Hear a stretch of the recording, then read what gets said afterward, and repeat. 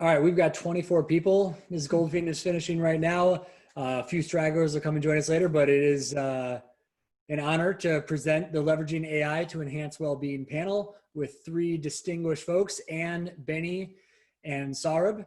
And we are proud to let them introduce themselves first thing this Thursday afternoon. And we're going to go in alphabetical order. So Anne, will you kick us off and set a great example of a really fast, wonderful intro? And if you want to include some reference or story to how AI has changed you from a well-being standpoint, feel free to include that. Great. Well, I was actually first touched by AI when I used to work for Apple back in Silicon Valley several years ago, and saw its growth and how it's impacting people. And so that's what created the idea for SameGrain, my company, which I founded a few years ago.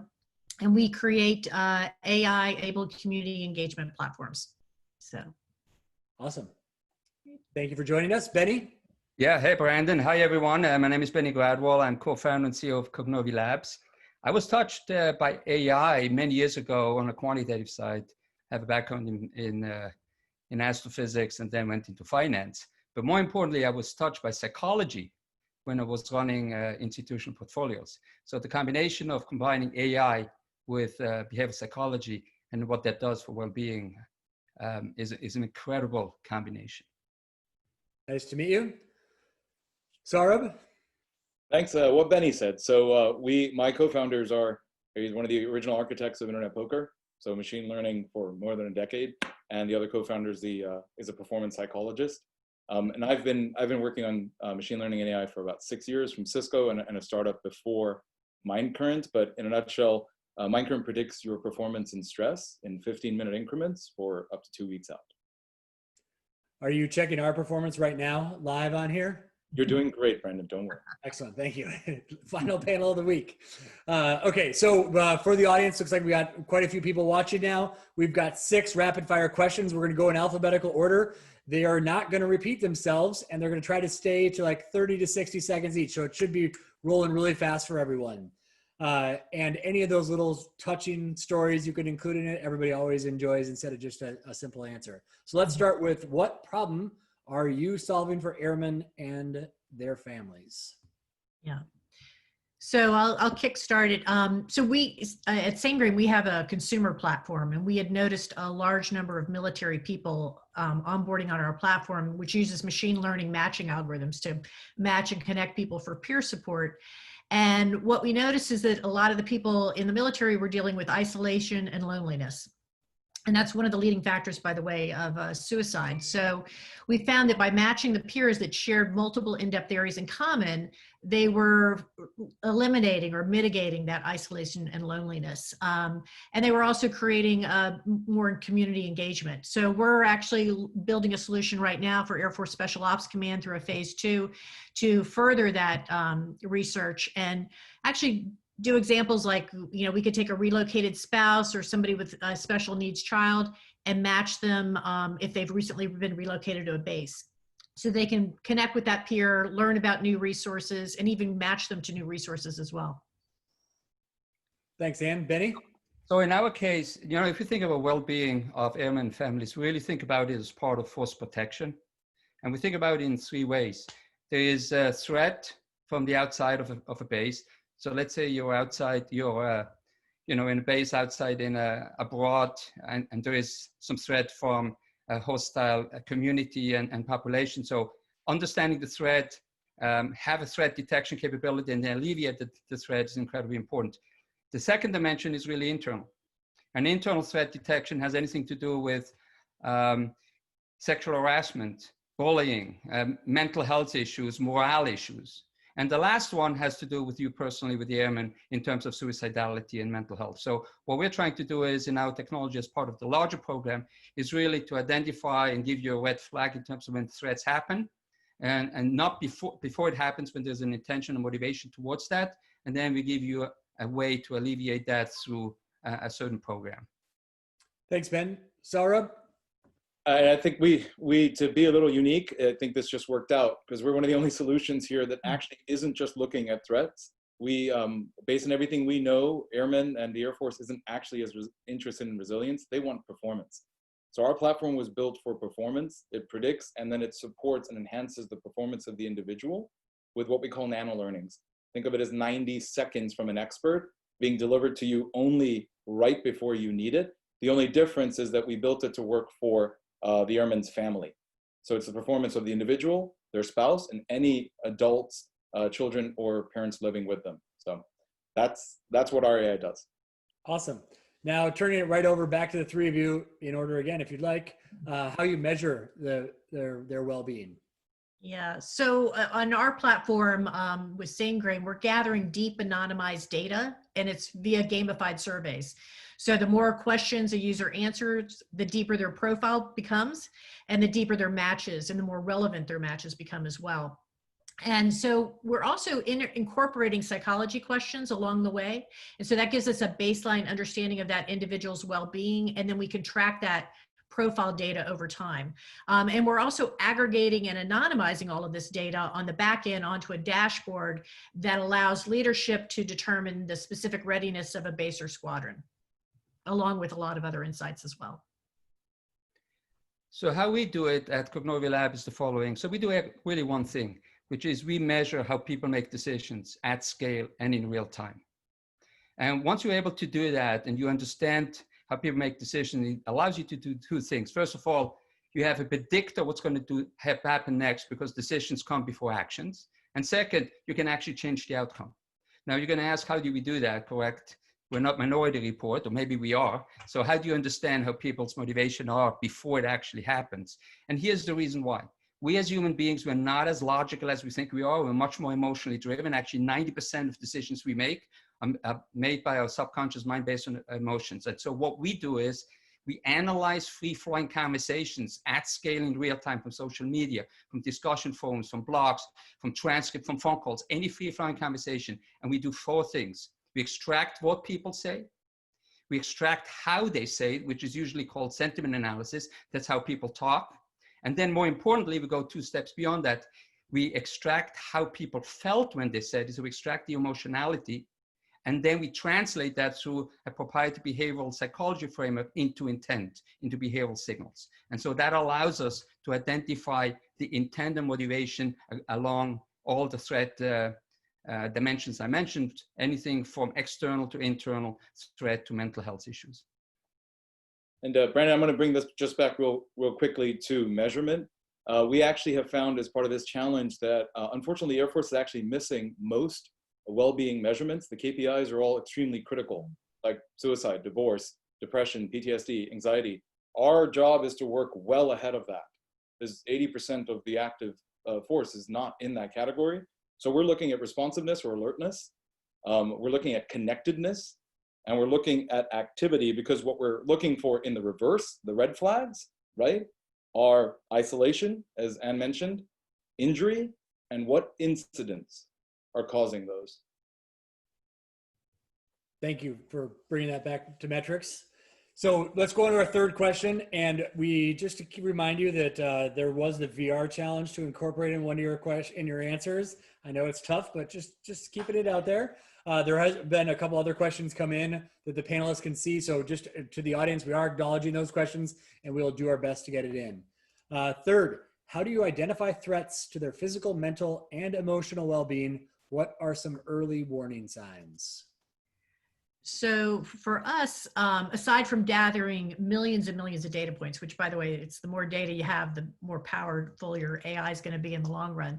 But our platform also incorporates communication tools. So we're able to look at patterns and user actions and online behaviors and sort of track those, as well as using predictive analytics on our dashboard to give leadership those early warning signs, to spot those trends. And that's really the powerful thing. And by the way, our dashboard could be put into an AR environment or a VR environment.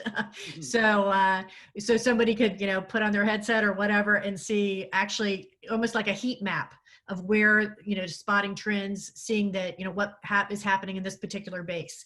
So that we think would be a really interesting development.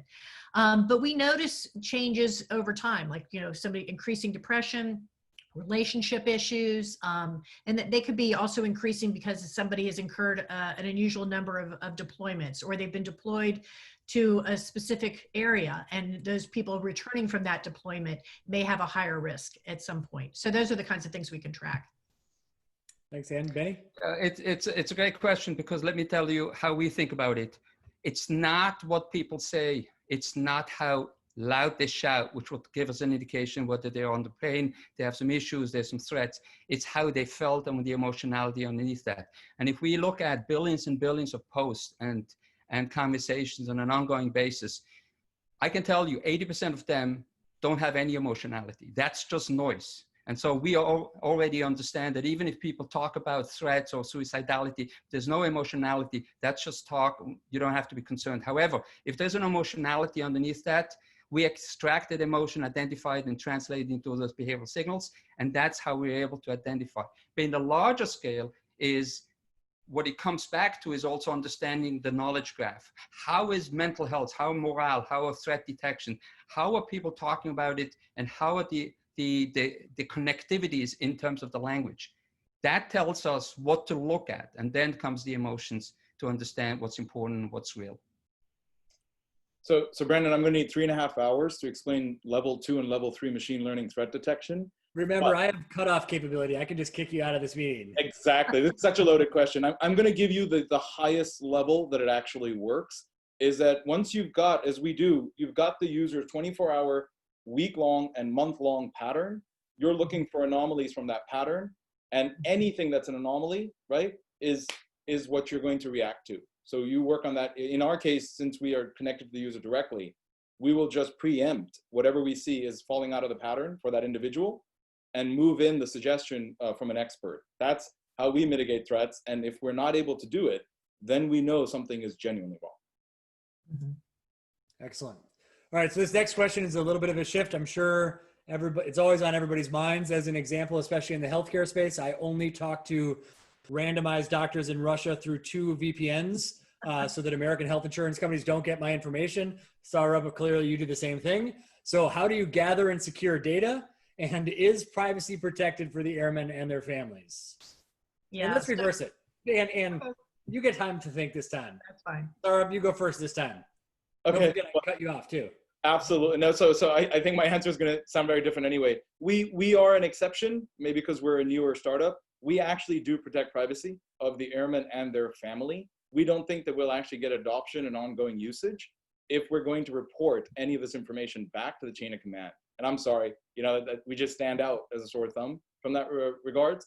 But the number one way that we actually secure the data, to take your answer in reverse, is not with VR, but it is with 2 separate strategies, which is that we know we're going to get hacked. So if you got the data from an aggregate or macro perspective, what can you do with it? Nothing. And the other is that almost 99.1% of what we do requires PII. Everything else uses a randomized token. Excellent. Benny? Yeah, so in our case, we're trying to stay away from PII as much as we can. And we don't have any PII except if the client himself has PII and wants to analyze the data internally. So we have 2 levels of data. We have publicly available information from social media and blogs. Those are, if you are on Twitter or you're on social media, not on private Facebook, obviously, but on public informations, you provide access. We follow all the policies, and we have approved use cases to use that data the same way we use it for our commercial and financial, with our financial clients. If we work with a client and they have internal data like transcript from phone calls, messaging, emails, then their clients will opt in, and only then we will use that data. But again, only on the client's side. We, on our end, the Cognovi Labs side, will never have personally identifying information. Excellent. Now, Ann, you've had a lot of extra time. I expect your answer to be much better than those 2. So first of all, PII, for anybody who doesn't know, is personally identifiable information. And we are exactly, we have never captured, even from our consumer platform moving forward, we've never captured any PII. And the reason we do that is we've discovered that people are more honest with themselves and provide more honest information when they know they're not being tracked or traced. So that's a way of us getting greater data and more accurate data along the process. And then for added privacy through our matching algorithms, when we actually match 2 people together, we only show them what they have in common. So that creates an added layer of privacy within the match process. But it's enough information to allow those two users to fast track a conversation to those common threads, or for that user to match to a resource or even match to a mentor with their specific situation. Great. Next question is about behavior, which, you know, I've been told to change my behavior many times, and 20 years later, I'm still making a fool of myself in front of audiences. So how do you change behavior once you identify the problems or threats? And Sourabh, let's start with you again too. Sure. So, I mean, this is the bulk of what we do, right? The prediction model is intended to deliver those nano learnings. And I think the philosophy that what's different, and the science of psychology is on our side here, is as soon as you lead with a narrative around behavioral changes you need, you've lost the airman and you've lost their spouse. These are adults. They don't care about what you think they need, right? You have to lead with you want. Okay, now I'm interested. If you lead with a value proposition and you're delivering these in 90 seconds or 2 minutes at the right time each day, what you're able to do is build up a high volume of transaction where they're doing really easy things, but they make them feel good. So you've built a relationship with their own data and their own behavior that they're happy to re-engage with. The last piece, Brandon, we already covered, is as long as they know that it all stays with them. Yep. Beni? Yeah, I love this question because it really goes to the core of our technology. So as I mentioned before, we measure how people make decisions, and it has two parts. So it's two sides of the same coin. One hand is, if you measure how people make decisions, you have a predictive signal, and that's why hedge funds are using us, and companies use us to drive their sales and predict their sales. The other side is, if you understand what emotion trigger what outcome, you can change that decision-making process by triggering a different kind of emotions. So I'll give you a quick example. We're all in social distancing right now, or most of us, I suppose. I can talk about social distancing, staying home, quarantine, lockdown, physical distancing, and I said the same thing, but I triggered different emotions. Some of them will increase anxiety, some will not. So words matter. And Danny Kahneman, who got the Nobel Prize in economics in 2002, said that nobody ever made a decision based on a number. Everyone needs a narrative. Our technology spits out that narrative. It will tell you, here's the emotional signature you need to have a better outcome. And here are the words, phrases, and topics you need to talk about to trigger those emotions. And it works for driving sales for our consumer companies, changing patient behavior when we work with pharmaceutical companies. And it helps the airmen help change the engagement and change both the risk for external threats as well as internally in mental health, alleviate some of that stress. Oh, sounds like I need to hire you. Anne? Yeah, so our approach is a little unique in that, we're matching people that can change the behavior just through the peer support or just through the people that they connect with on the platform. But we're also matching to mentors, and those mentors are typically people who have walked in their same shoes. So they're able to either, direct them to the right resources or provide them with information that's relevant to the situation or that they may be in that point in time.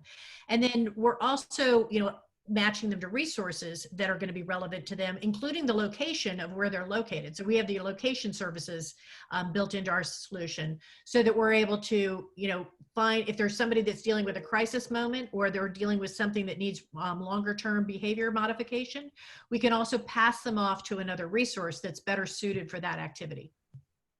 Brandon, I had a request. I know this is atypical. We only have 5 minutes and we've got 3 questions from the audience. What if instead of talking about how we work together, what if we took live questions instead? Send them in. I mean, I do find it interesting how you guys discovered how to work together before I showed up today. So I don't want to cut that out completely. I think it's pretty fascinating. I can share it. Yes, there are questions coming in, and yeah, there's 43 people sending in questions. So I think panelists, you can see those if you want to answer 1 or 2 of those now, and then finish with how you can work together to truly make a difference in well-being. And I think the first one's for you. Yeah, I just noticed that. We actually have not had any contact with Cyberspace Capabilities Center, so we'd love to have a connection with them. But we did go through a phase 1 with our SIBR process, which led us to the phase 2 that we're in now.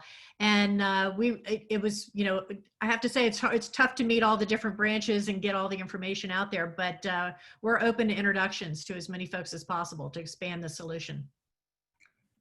Why don't we? Justin? Yeah. I'm sorry. No, just the emails are here, and Justin, and if you put your email in the chat too to Justin, so that you guys can follow up, that'd be great. Benny, Sure. go for it.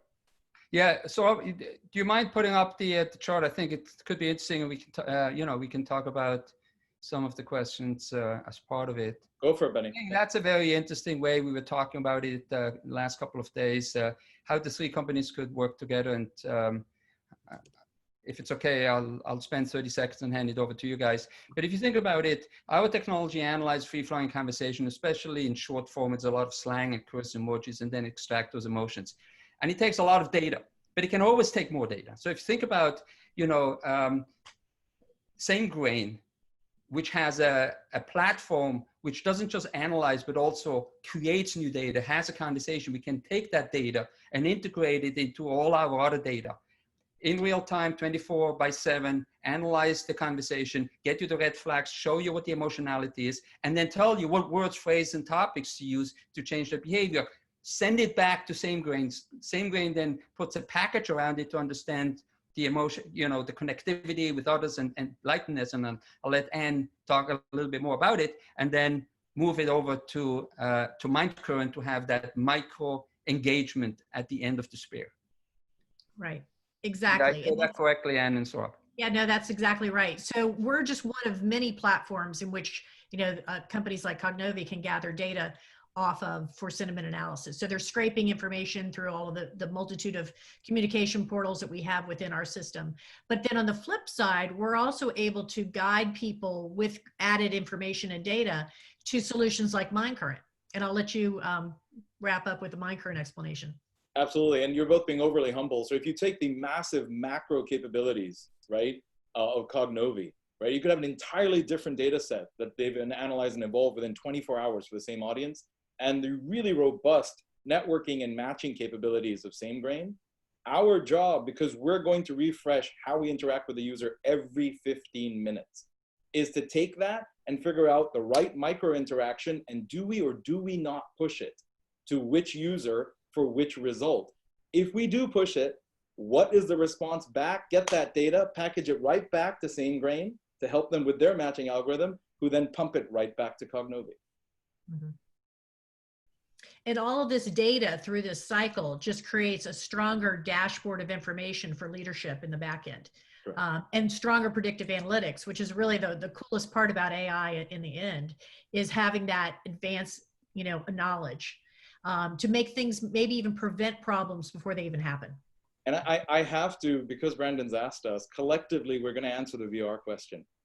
If we were doing this, it would be so easy to determine when and where you want to deploy VR technology and VR solutions, but more importantly, by picking up on the biometrics and the performance during the VR, being able to pump that back and then propagating that knowledge of where else in the network and from a larger perspective, VR could be used. Is that fair? I'm sure you just said you were going to draw some blood to help with your data there. Yeah, we haven't been, biometrics hasn't been blood drawing since the 90s, Brandon, but I feel you. Yeah. There's one other thing, Brandon, I want to point out, and I know it's called AI and well-being. You know, when people talk about AI, they very often talk about the black box, taking a lot of data, you know, and analyzing it, and something comes out, whether it's through supervised and non-supervised machine learning, and sometimes you don't even know why. And I think what you see with the 3 companies presented here is AI, in the case for well-being, it's not just the machine learning component.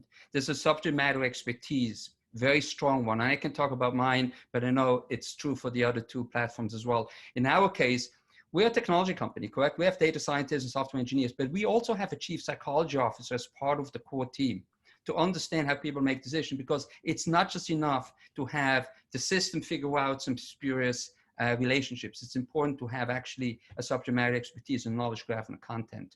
And so that's important to understand. It's AI with human in the loop. Totally. So in our last very short period of time, if each of you guys wants to give closing statements, and we'll go back to the original order. So, and you can take it away first. Yeah. And, Sourabh, if you wouldn't mind stopping sharing your screen so we can see all your faces much bigger. Thank you. Go ahead, Anne. Yeah, so I would just say when it comes to the future of AI, I mean, this is all about personalization in the end. And a lot of people talk about personalized medicine, personalized treatments. So the more information we can provide to the Air Force and more information we can provide on the total force, the more personalized these treatments and solutions can be developed. And that's really going to just change the face of everything the base of the future, so to speak. Excellent. Yeah, so our point is that, and our key focus is to have it early. So it's great to have a threat detection, but if it's after the fact, you can't do much about it. So understanding intent and motivation before the action happen is incredibly important. So the predictability is core to what we do because it gives us that power. And that's why hedge funds and politics and made predictions over the years is just a validation how things work. And it works in corporate. On the corporate side, we have a SIPA 2 phase with the Air Force, and we are quickly expanding throughout the Air Force and the DoD in general. So a great technology with multiple applications in combination with others as well as a standalone. All right, Sourabh, bring us home. Okay, so I would like to just say, I think what all of us want to see in the next 24 months is that we actually solve this. And I think that all of us here are committed to leveraging the Air Force's existing resources. This is not some sort of money grab to go spend new money. We want to leverage the millions the Air Force has already, leveraged and spent on well-being. But I think we all have to agree that the solution now has to be available to the airmen and their families. This cannot be something that is administered or is being surveyed or being watched by the chain of command. That does not work. So I think ultimately that's where I want to close, is we really hope that the solutions that are selected and the impact that comes out of this challenge is completely directed at helping the airmen and their families specifically. And then we can figure out how to bring that impact to a larger chain of command once we know it's working at the individual level. Perfect way to end. Anne, Beni, Sourabh, thank you so much. Have a great afternoon, everyone. Thanks for tuning in. Head back over to the main stage. There's a couple surprise things to bring us home.